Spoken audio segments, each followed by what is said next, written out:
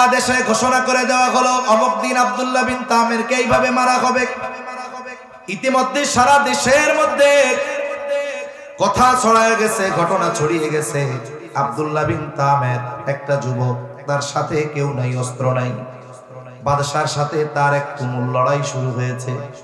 সারা দেশের মানুষ চলে আসছে, দুনিয়ার মানুষ বাঁচতে চায় আর এই যুবক নিজে মরতে চায়। দেখার দরকার, সবাই হাজির, বুড়া গুড়া সবাই হাজির, সন্তান কোলে নিয়ে, দুগ্ধপোষ্য সন্তান নিয়ে মাও হাজির। এই দৃশ্য দেখার জন্য লাখো মানুষের উপস্থিতিতে এইবার জল্লাদ বিসমিল্লাহি বিরব্বিল গোলাম বলে যখন আব্দুল্লাহ বিন তামিরের দিকে তীর নিক্ষেপ করেছে, সম্মানিত উপস্থিতি, আল্লাহ সুবহানাহু ওয়া তাআলা আমাদেরকে পরিপূর্ণ পূর্ণাঙ্গ এক জীবন ব্যবস্থা দান করেছেন, যেই জীবন ব্যবস্থার মধ্যে কোনো অপূর্ণাঙ্গতা নাই, অপূর্ণাঙ্গতা নাই, অপরিপূর্ণতা নাই। আল্লাহ তাআলা এই জীবন ব্যবস্থাকে পরিপূর্ণ ঘোষণা দিয়ে সাথে সাথে এই জীবন ব্যবস্থা বা আল্লাহ তাআলার বিধিবিধানগুলো বাস্তবে কেমনে আমরা পরিণত করব, শুধু কিতাব নাজিলের মাধ্যমে নয়, বরং রাসূলুল্লাহ সাল্লাল্লাহু আলাইহি ওয়াসাল্লামের মাধ্যমে এই বিধিবিধান পালনের প্র্যাকটিক্যাল বিষয়টাও আল্লাহ তাআলা আমাদেরকে দেখিয়ে দিয়েছেন। এই দিন পেয়ে আমরা সবাই খুশি। আমরা খুশি না বেজার? আমাদের মধ্যে অনেকের হীনমন্যতা কাজ করে। আমরা অনেক সময় চিন্তা করি যে আমরা মুসলিম, সারা পৃথিবীতে আমরা মাজলুম, আমরা নির্যাতিত, পৃথিবীর সব জায়গায় আমরা মাইর খাই। এই দেশ মুসলমানদের 92% মুসলমানের দেশ, এই জায়গাতেও এক প্রকার সংখ্যালঘুর মতো আচরণ আমাদের সাথে করা হয়, ঠিক কিনা বলেন? এই দেশে 92% মুসলমানের দেশ হওয়ার পরেও এই দেশে মুসলিমরা যদি জুলুমের শিকার হয়, উপরন্তু কিছু কিছু ক্ষেত্রে এমন হয় মুসলিম মজলুম হওয়ার পরে কিছু দুষ্টু মানুষ, প্রশাসনের মধ্যে থাকা কিছু ফ্যাসিবাদী, রাষ্ট্র পরিচালনার মূল অবকাঠামোগুলোতে থাকা কিছু অতীতের ফ্যাসিবাদী, এরা ওই মজলুমকে উল্টা জালেমের ভূমিকায় দিয়ে ওই জালেমদেরকে হেফাজতের দায়িত্ব নিয়ে নেয়, ঠিক কিনা বলে?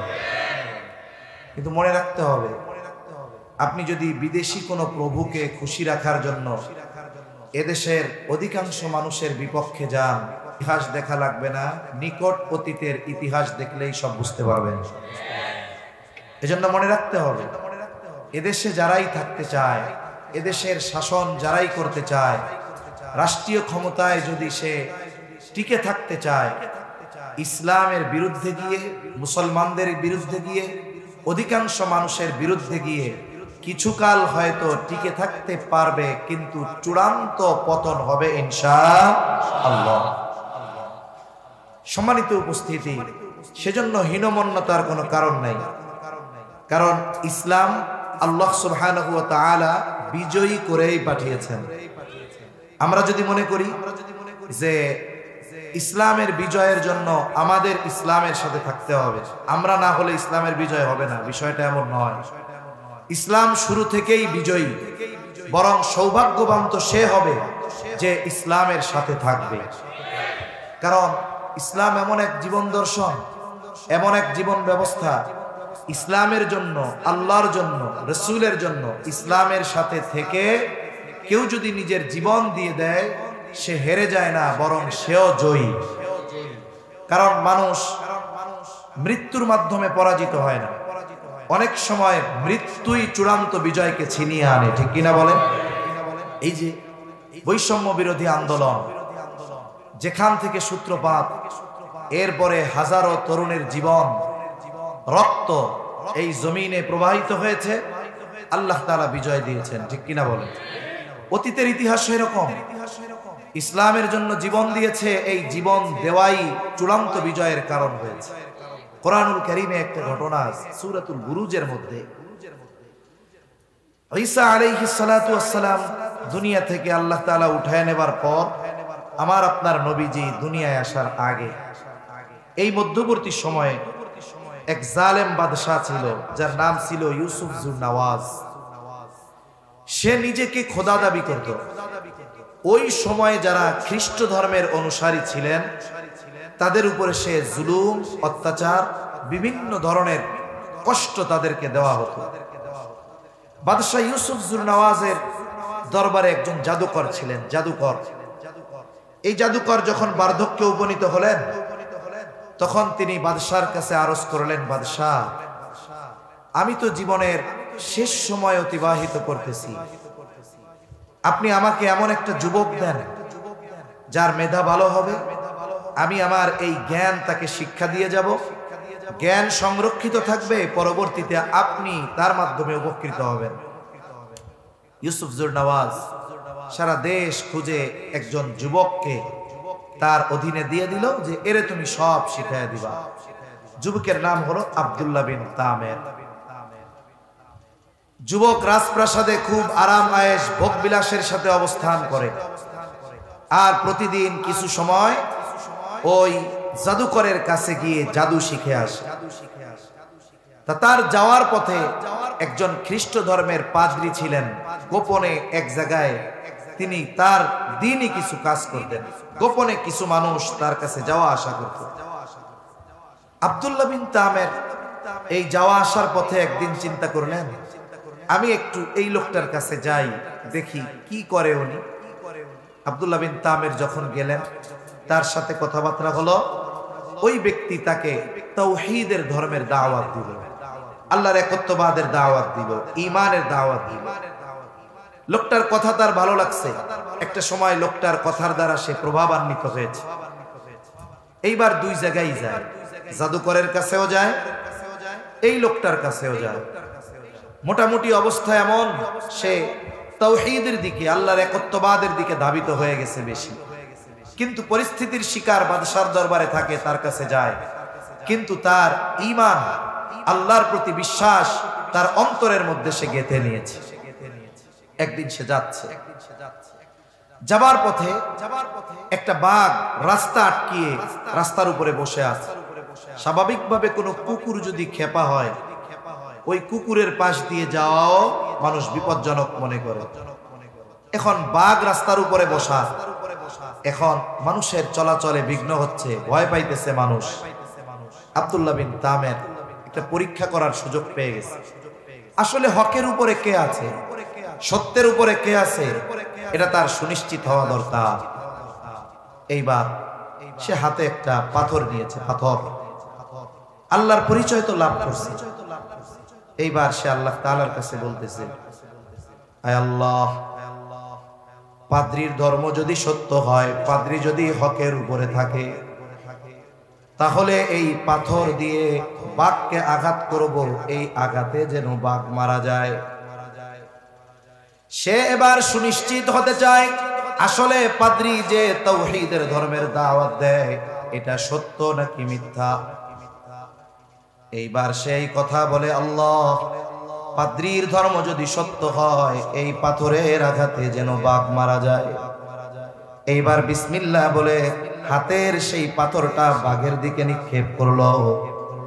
যখন ওই পাথরের আঘাত বাঘের গায়ে লাগলো, সাথে সাথে বাঘ মারা গেল। এইবার এই যুবক সুনিশ্চিত যে পাদ্রী হকের উপরে আছে, সত্যের উপরে আছে। আব্দুল্লাহ বিন তামের এইবার তার হকের কথা প্রমাণিত হয়ে গেছে, সুনিশ্চিত হয়ে গেছে। আব্দুল্লাহ বিন তামের রাজপ্রাসাদে যেই জায়গায় থাকতেন, ওই জায়গায় একজন উজির ছিল। ওই বাদশাহ উজির ছিল অন্ধ, চোখে দেখে না। আব্দুল্লাহ বিন তামের তাকে বলতেছে, শোনো, আমি তোমার চোখটা ভালো করে দিতে পারি, তবে কেমনে ভালো হলো এটা তোমাকে গোপন রাখতে হবে, আর আমার কথা মানতে হবে, তাহলে তোমার চোখ ভালো হয়ে যাবে। আব্দুল্লাহ বিন তামের এইবার আল্লাহর কাছে দোয়া করলো, তার দোয়া কবুল হয়ে গেল। ওই অন্ধ উজিরের চোখ ভালো হয়ে গেল। উজিরকে সে তাওহীদের দাওয়াত দিল, উজিরও ঈমান আনলো। পরের দিন এই উজির যখন রাজ দরবারে গেছে, আগে ছিল অন্ধ, এখন চোখে দেখে না। উজিরের ইয়াকিন, দুনিয়ার কেউ তার চোখ ভালো করে নাই, চোখ ভালো করছে কে? আরো জোরে বলেন কে? সাউন্ড বাড়ান, আরো সাউন্ড বাড়ান, আরো অনেক বাড়ান, মনিটরে ফুল বাড়ান। চোখ ভালো করছে কে? জবান খুলে কোন? আল্লাহ তাআলা চোখ ভালো করছে।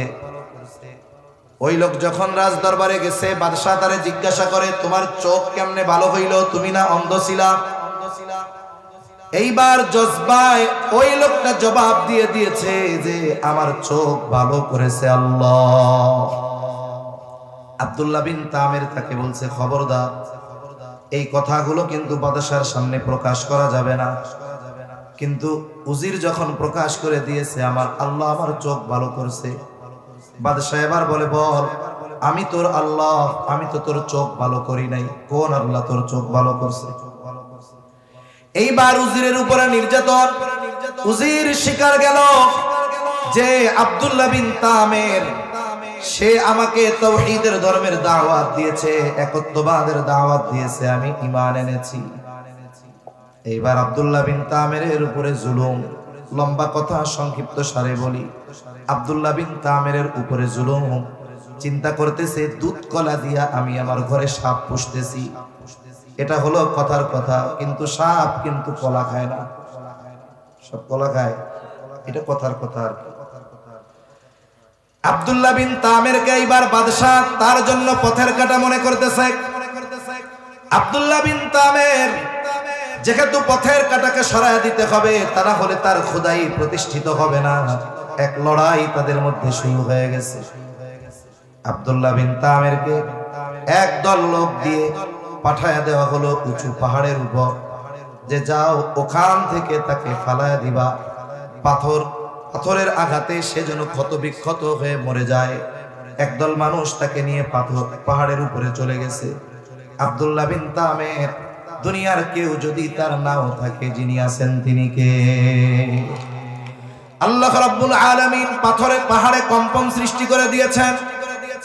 আল্লাহ তাআলা আব্দুল্লাহ বিন তামিরকে হেফাজত করেছে, আর সাথে বাকি যারা গেছিল তারা পাহাড় থেকে পড়ে গেছে, মরে শেষ।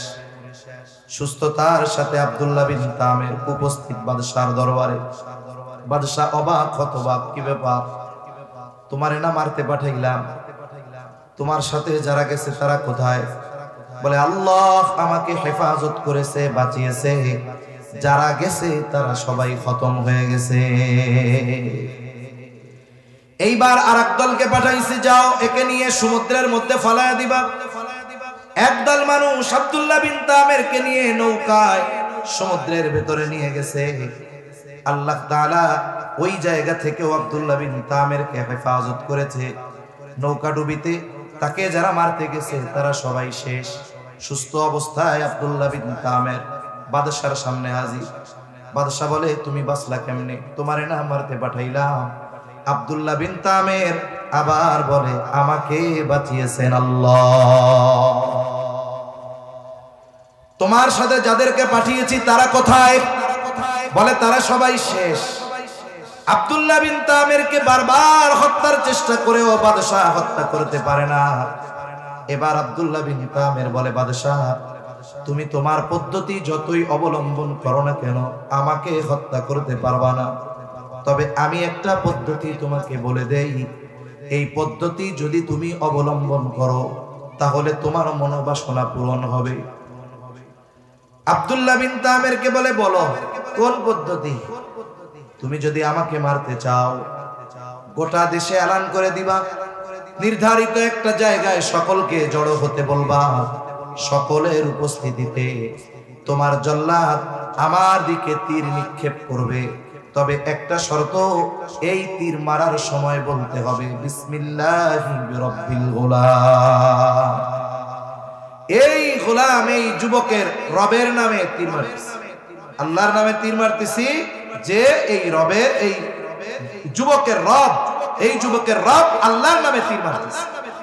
ও চিন্তা করছে, মরলে তো খতম, যা কইতে কয় কোক, এইটা কইয়া আগে ওরে মারি, এরপরে আমার মিশন সাকসেস। সারা দেশে ঘোষণা করে দেওয়া হলো অমুক দিন আব্দুল্লাহ বিন তামেরকে এইভাবে মারা হবে। ইতিমধ্যে সারা দেশের মধ্যে কথা ছড়ায় গেছে, ঘটনা ছড়িয়ে গেছে। আব্দুল্লাহ বিন তামের একটা যুবক, তার সাথে কেউ নাই, অস্ত্র নাই। বাদশার সাথে তার এক তুমুল লড়াই শুরু হয়েছে। সারা দেশের মানুষ চলে আসছে, দুনিয়ার মানুষ বাঁচতে চায়, আর এই যুবক নিজে মরতে চায়। দেখার দরকার, সবাই হাজির, বুড়া গুড়া সবাই হাজির, সন্তান কোলে নিয়ে, দুগ্ধপোষ্য সন্তান নিয়ে মাও হাজির। এই দৃশ্য দেখার জন্য লাখো মানুষের উপস্থিতিতে এইবার জল্লাদ বিসমিল্লাহি বিরব্বিল গোলাম বলে যখন আব্দুল্লাহ বিন তামেরের দিকে তীর নিক্ষেপ করেছে, তীর গায়ে বিদ্ধ হয়েছে, সাথে সাথে যুবক আব্দুল্লাহ বিন তামের জমিনে পড়ে গেছে, মৃত্যু হয়ে গেছে, শহীদ হয়ে গেছে। এই দৃশ্য দেখে উপস্থিত লাখো জনতা সমস্বরে প্রত্যেকে জবান খুলে উঁচু আওয়াজে ঘোষণা দিয়েছে, আমানতু বিরব্বিল গোলাম, আমরাও এই যুবকের রবের উপরে ঈমান আনলাম।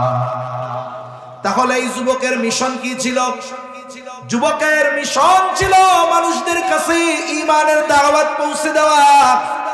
এটাই ছিল তার সফলতার মূল। বলে সে বেঁচে থেকে পারে নাই ঠিক, মৃত্যুর মাধ্যমে সফলতা অর্জন করেছে। এই জন্য শুধুমাত্র বেঁচে থাকলেই মানুষ সফল হয় তা না, বরং মৃত্যুর মাধ্যমেও মানুষ চূড়ান্ত কাঙ্ক্ষিত সফলতা অর্জন করে। এজন্য অনেকে হতাশার মধ্যে ভোগে যে আমরা মুসলমান, আমাদের উপরে এত জুলুম, এত অত্যাচার। ইমানদার যদি ইমানের উপরে থাকে, ইসলামের উপরে থাকে, তাহলে সে যদি মারাও যায় এটাও তার সফলতা, ঠিক কিনা বলে? মূলত আমি অন্য কিছু কথা বলার জন্য আয়াত পাঠ করছি, এরপরেও কথাগুলো আল্লাহর তরফ থেকে আসলো তাই বললাম।